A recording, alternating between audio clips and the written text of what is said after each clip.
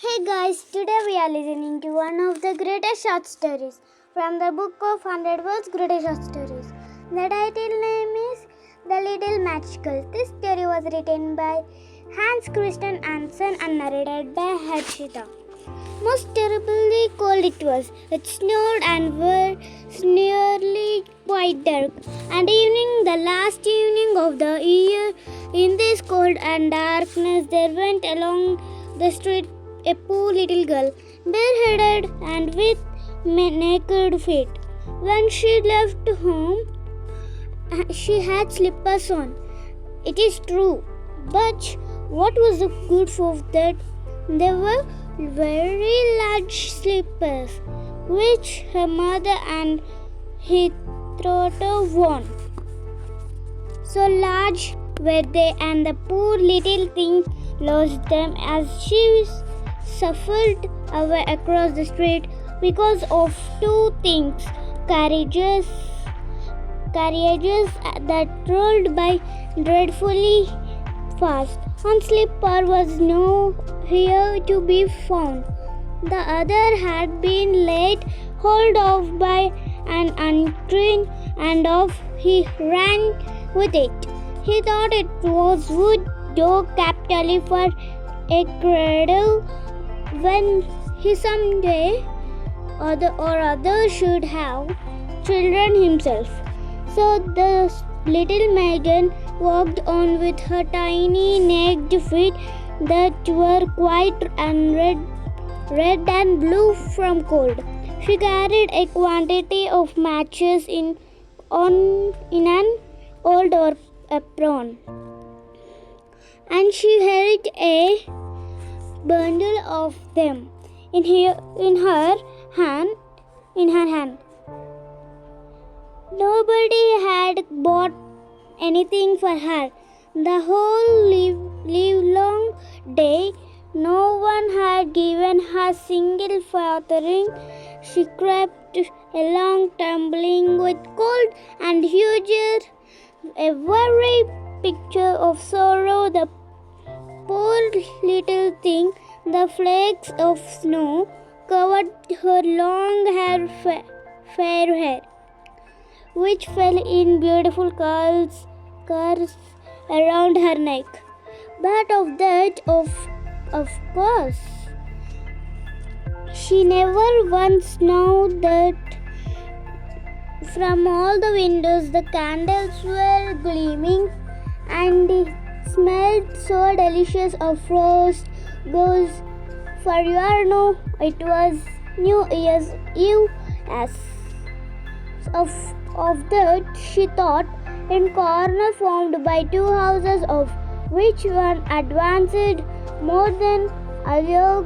She seated herself down and covered together her little feet.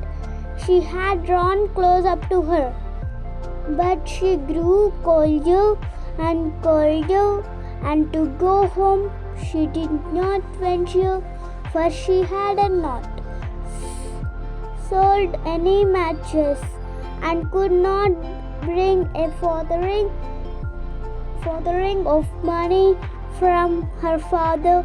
She would certainly get blows, and at home it was cold too, for above her she had only the roof, through which the wind whistled, even though the large cracks were stopped up the straw and rags.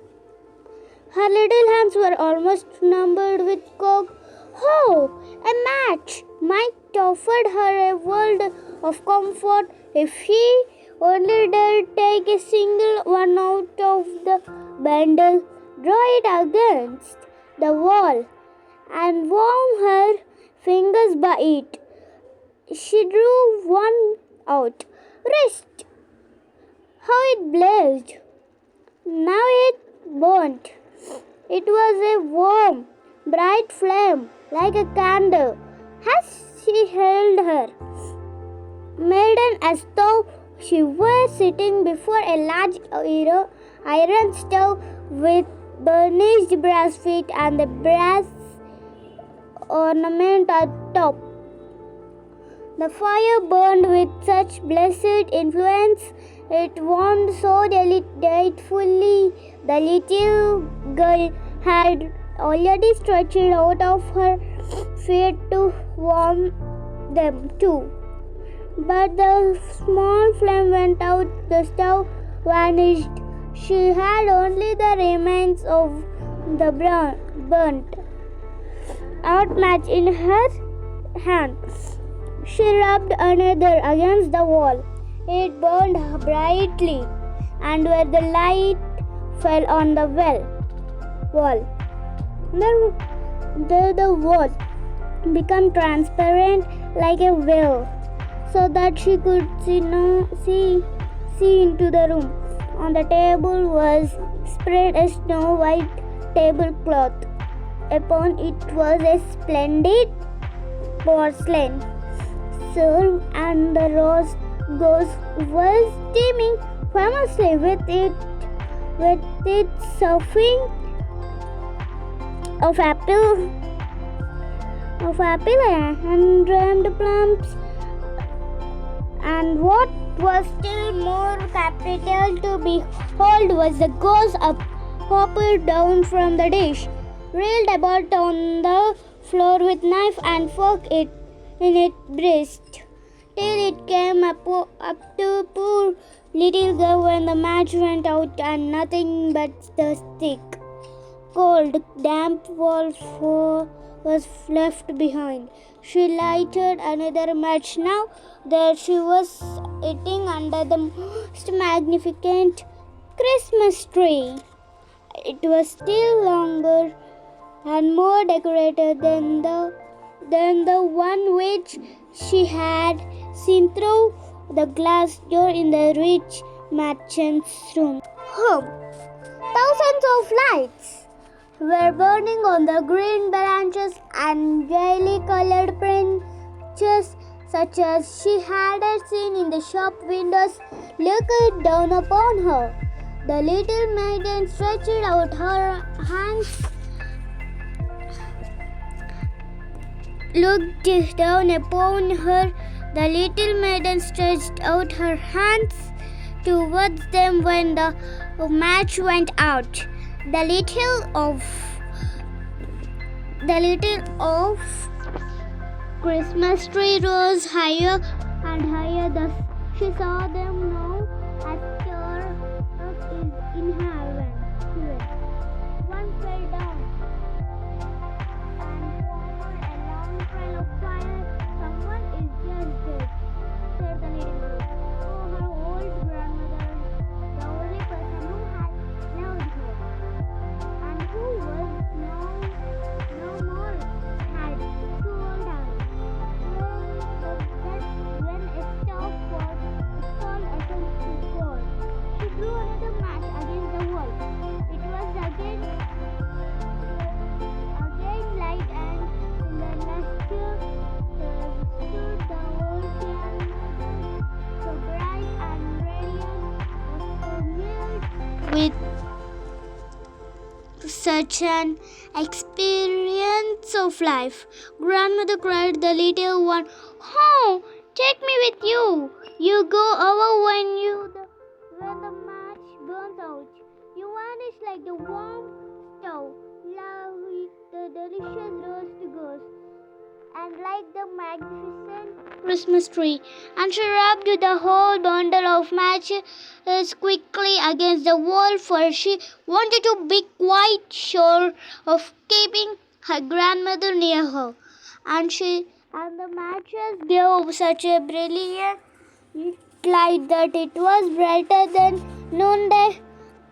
Never formerly had the grandmother been so beautiful and so tall.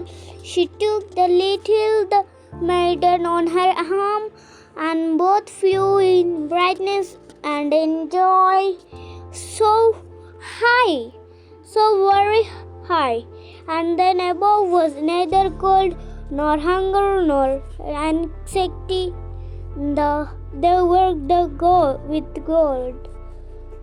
But in the corner at the cold hour of dawn, sat a poor girl with rosy cheeks and with a smiling mouth, leaning against the wall, frozen to death on the last evening of the old year. Stiff and stark sat the child there with her matches, of which one bundle had been burnt. She wanted to warm herself.